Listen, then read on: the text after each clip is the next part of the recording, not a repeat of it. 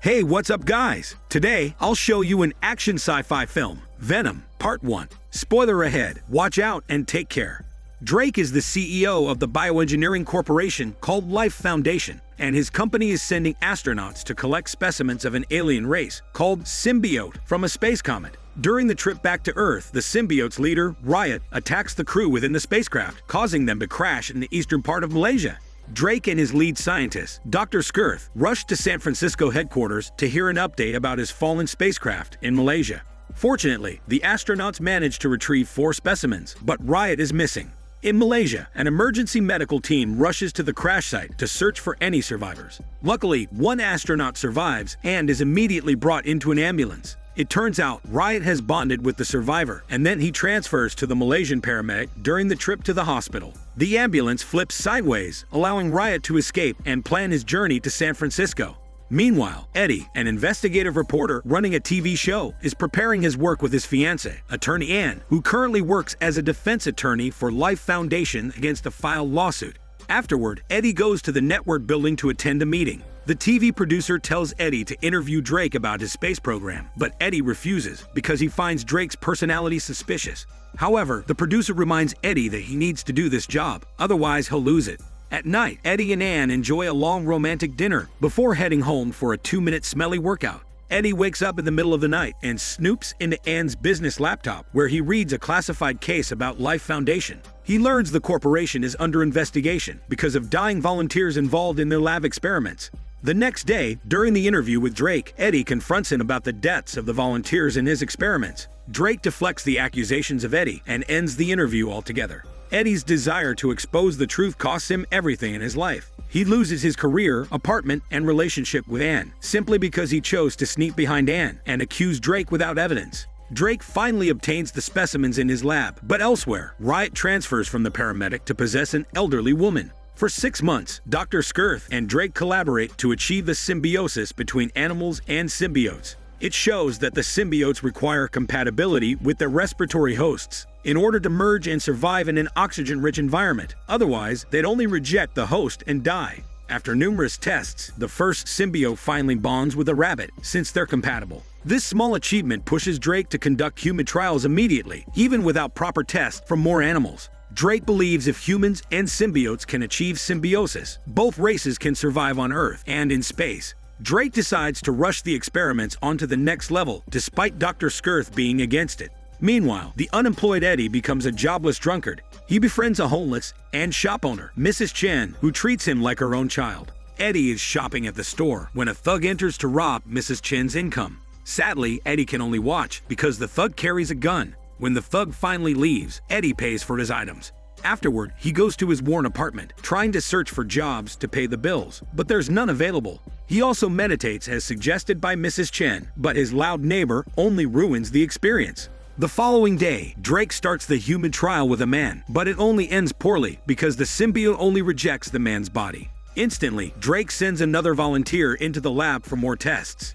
Drake's absence of empathy towards humans forces Dr. Skirth to ask for Eddie's help. She meets him at Mrs. Chen's store to confirm that all of his accusations of Drake before are true. Drake deceives poor people into joining his experiments, uses them as test subjects, and doesn't care if they die during trials. Dr. Skirth wants to expose the truth with Eddie's help, but he refuses since he doesn't care about saving people anymore, and because he lost everything in his life the last time he dealt with Drake. Eddie parts from Dr. Skirth and decides to visit Anne because he misses her. He offers to rekindle their hormoneship, but Anne is already committed to Dr. Dan, a surgeon in a hospital. Hormone devastated, Eddie walks away, leaving Anne outside her apartment.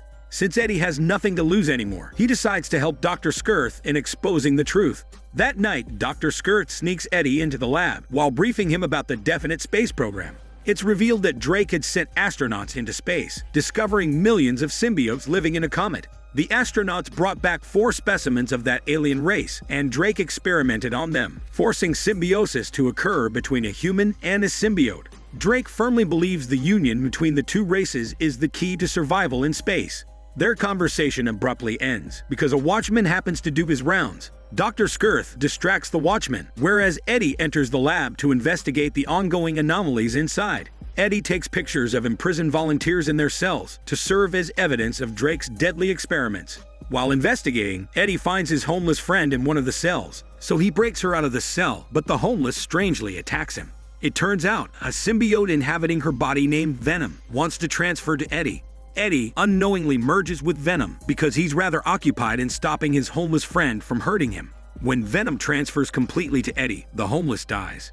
Unfortunately, Eddie triggers the building's alarm system when he freed the homeless earlier. He runs away from the security team and inadvertently fights them using his new profound strength and speed. He then climbs a tall tree upon reaching the forest to evade the rounding security team below him. He arrives at his apartment in the morning and calls Dr. Skirth to update that he's safe and assure her that he's going to expose the evidence to abolish Drake's human trials. However, something extraordinary happens to Eddie. He suddenly becomes hungry and thirsty. When he finally regains control of himself, a strange creature appears for the first time before him. While Eddie brushes his teeth, his eyes morph into solid white, and Venom finally calls Eddie's name. Eddie stumbles backward and collapses after hitting his head on the tub. He shortly regains his consciousness and decides to ask for Ann and Dan's help to expose Drake's schemes. However, Dan and Ann notice Eddie is looking ill and sweaty, especially when he decides to eat a live lobster in front of everybody. Fortunately, Dan introduces himself as Eddie's doctor to the restaurant's hostess to prevent them from reporting Eddie to the authorities. Afterward, Dan injects a sedative into Eddie so he can bring him to the hospital for a proper health examination. Eddie wakes up and finds himself inside an MRI. He experiences convulsions during the scan, as the MRI whirs a high frequency of sound. Dan quickly disables the MRI and escorts Eddie outside the hallway, advising him to take a rest while waiting for the result. Meanwhile, Drake quickly deploys his security chief to hunt down the culprit who breached the lab and stole his missing symbiote. Soon after, the security chief deduces Dr. Skirth as the accomplice in helping the culprit steal the symbiote. Drake's anger fades upon seeing a male volunteer successfully merges with a symbiote, but it doesn't last long because the volunteer dies in the end after the symbiote consumed all of his organs. Moreover, they learned from the test that symbiote's weakness is the high frequency of sound. Just then, the security chief escorts Dr. Skirth to Drake. She then reveals the possible culprit might be Eddie. Drake recognizes the name and decides to kill Dr. Skirth by feeding her to his symbiote. Meanwhile, Eddie undergoes drastic changes as he carries Venom in his body. While he tries to satisfy Venom's starvation, Ann and Dan call to tell him that there's a parasite in his body. After the phone call, Eddie stops his loud neighbor from making electric guitar sounds again by letting Venom scare the loud shit out of him. The neighbor agrees to be quiet, and Eddie returns peacefully to his apartment. However, this peace soon ends when Venom warns Eddie not to open the door. But Eddie opens the door, allowing the security team to surround him completely. The security chief orders Eddie to follow them, but Venom doesn't want to follow, so he puts himself into action. Venom envelops Eddie's limbs and attacks everyone who assaults him. Venom shows interest in biting their heads off, but Eddie stops him. Afterward, Eddie goes to an alley, where he finally sees his reflection is replaced with Venom's face. The security chief survives Venom's attack and returns to the van to send a live feed to Drake. Once again, the security team with their drones and choppers pursue Eddie, who's riding on a Tesla bike. During the chase, Drake witnesses the beautiful symbiosis between Eddie and Venom, who display a compatible relationship as Venom defends Eddie from aerial attacks and injuries. However, the fast and furious chase ends when the security chief rams his van onto Eddie. Eddie drops on the street with a broken leg and wounds. The security chief is about to extract Venom from Eddie when suddenly all his physical wounds and fractures heal under a minute. They then watch Venom envelop himself around Eddie like bulletproof body armor. Venom shows off its all figure with black smooth, oily skin texture, but possibly smelly. Venom strangles the security chief in the air, then licks his face with his pointy tongue, not to tongue massage him, but threatens to eat all of his organs, including his smelly one. Suddenly, a security shoots Venom in the back, but Venom only deflects the bullets and eats his greasy head. Afterward, Venom flees from the busy street and travels to an isolated place to properly introduce himself to Eddie. Venom reveals his name and then explains he chose Eddie to be his host because they're compatible in both DNA and hormones. He also refers to themselves as "we" since they're now merged into one body. Next, Venom explains he needs Drake's rocket to reunite with his race in space. Then he ends his introduction with a warning to Eddie not to mess with him if he wants to live. Meanwhile, Drake returns to the laboratory, where he discovers the symbiote that killed Dr. Skirth earlier was left alone to die because the scientists failed to return it to its container. He then summons the security chief to retrieve the symbiote in Eddie's body because it's the only one left. Afterward, Drake finds a strange little girl inside the lab. When he welcomes her, the little girl speaks with a different voice. Just then, Riot emerges from the little girl and appears before Drake. After jumping from one body to another for days, Riot finally bonds with a human whom he's compatible with. Meanwhile, Anne keenly searches for Eddie after learning about Eddie's abnormal results from the MRI examination. She can't contact Eddie and visits his apartment. However, his apartment building is surrounded by police due to the dead bodies found on the perimeter. Once again, she returns to the road and calls Eddie again. This time, Eddie finally picks up the phone. Eddie's on his way to the network building to deliver the evidence to the TV producer's office. He tells Anne it's dangerous to be around him, so he warns her to back away, but Annie insists on seeing him because she's worried. Eddie ends the call without disclosing his location. He then enters the building, but the guard stops him. Just then, Venom offers himself to bring Eddie to the specific floor. He envelops Eddie, then leaps his way onto the top. From the top of the building, Venom shows off his handsome figure and comments that he pities such a beautiful world because it's about to get destroyed by his race. Suddenly, a police chopper generates a shrieking sound behind Venom to enfeeble him. Venom quivers and quickly seeps back into Eddie's body to hide. But without him, Eddie loses his grip and falls off the building. While falling, Venom re-emerges in time by sticking his hand on the wall to stop their drop. Afterward, they break into the TV producer's office, and Eddie places his phone, containing the evidence of Drake's experiments, with a message to remind the TV producer to do the right thing. When they reach the ground floor, government authorities have them surrounded. Eddie warns them to retreat, but they don't listen. Therefore, Eddie allows Venom to take over and annihilate all of them with his massive build and strength. When the fight ends, Venom wants to eat one of the officers, but Anne suddenly screams from afar. Upon witnessing Venom revert back to Eddie, Eddie quickly explains that he needs help, and so Anne brings him to the hospital. On their way to the hospital, Venom speaks to Anne through Eddie, who only repeats his words. When Anne offers to use the MRI again, Eddie explains its sound is one of Venom's weaknesses, besides fire. Just then, Venom senses Eddie's boggling mind and emotion, so he convinces him to apologize for his mistake before it's too late. Eddie appreciates the suggestion and proceeds to apologize to Anne for ruining their hormone ship before. Later at the hospital, Dr. Dan explains there's a parasite inside Eddie that's slowly killing him. He insists on getting it out, but Venom says to Eddie that he can heal all of his ailments as long as they're together. However, Dan's persistence to cure Eddie provokes Venom to attack Dan. Anne remembers Venom fears the MRI, so she activates the machine to evict Venom out of Eddie's body. Venom escapes from Eddie's body, and Anne traps him inside the lab.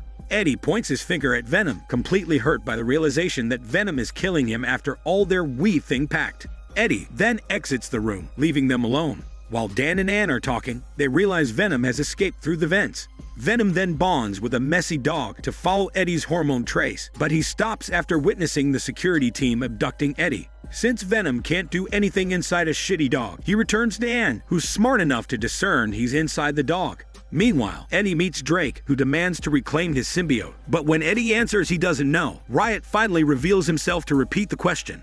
Unfortunately, Eddie doesn't really know Venom's location, and so Drake disposes of him like garbage and orders his men to kill him. Afterward, Riot and Drake discuss retrieving more symbiotes in space, and Drake willingly offers his finishing rocket to collect them all, so they can rule the world once and for all. Meanwhile, Venom temporarily uses Anne's body to save Eddie from nearly dying. Venom attacks the security team and eats the security chief's greasy head, but not his smelly part. Afterward, Venom returns to Eddie and pushes Anne and Eddie to have a fast, fantastic, but smelly workout. Venom and Eddie reunite once again, and Venom tells Eddie it's dangerous for Anne to join the battle because the symbiote inside Drake is the strong leader of their race. Nevertheless, Venom decides to remain on Earth as its protector against invaders, simply because he likes Eddie, who has many similarities to him, such as being losers in their own worlds. Meanwhile, Drake arrives at HQ to rush the rocket launch despite his employees' warnings. When an employee tries to cancel the launch, Riot emerges before them and attacks everyone in the room. The rocket is about to launch in 5 minutes, and Riot rushes to the space dock, but Venom suddenly appears before him. When Riot invites Venom to join, Venom answers he won't let him destroy Earth by summoning more of their race to the planet. Riot now perceives Venom as a traitor because Venom chooses to deviate from his race. Riot attacks him, which results in a heavy fight between the leader and the loser. Riot brings out his arsenal to beat Venom, and Venom tries his best to endure. They fight until they reach the dock near the rocket, and Venom displays declining strength. Suddenly, Riot snatches Venom off Eddie and nearly eats him, but Eddie quickly runs into Venom to merge once again. The two hosts and symbiotes cinematically battle until they merge into one. Since Riot is stronger, he dominates around Venom. Riot then climbs onto the rocket, but Anne wittily activates the loudspeaker to weaken and separate the symbiotes from their hosts. Only 1 minute left before the rocket launches, and Eddie thinks Drake is dead after kicking him off the platform. Suddenly, Eddie's chest bleeds as Riot pierces him. Eddie drops to the floor, whereas Riot boards the rocket with confidence that he's going to rule Earth. However, Venom is still alive, who crawls back to Eddie and heals and revives him altogether. The rocket shortly soars to the sky, but Venom tears down the walls to make it explode. Soon, the rocket bursts into flames, killing Riot and Drake in the pilot's seat. Meanwhile, Venom morphs into a parachute to soften Eddie's drop on the water, but it also means it's dying from the fiery blast, because one of its weaknesses is fire. The movie ends with Anne and Eddie chatting peacefully outside the apartment. Eddie announces he's a journalist again, but only as a writer this time. Moreover, Annie is unaware that Venom survives the incident and is alive and well inside Eddie. Afterward, Eddie reminds Venom he can only eat bad and baldy guys, but never good or hairy guys. Then they go to Mrs. Chen's store to buy chocolates for Venom, when suddenly the thug returns to steal money from Mrs. Chen. This time, Eddie turns from being a bystander to an anti-hero because of Venom. Venom emerges from Eddie and taunts the thug not to mess with people again. Otherwise, he's going to devour his smelly ass. When the thug asks for his name, Venom and Eddie's faces appear side by side and speak in unison, "We are Venom." But then, Venom abruptly changes his mind and eats the thug's whole body in front of Mrs. Chen. Eddie reverts to his human self and leaves the store like nothing unusual happened. This is Daniel CC Movie Channel. Stay safe and enjoy your day.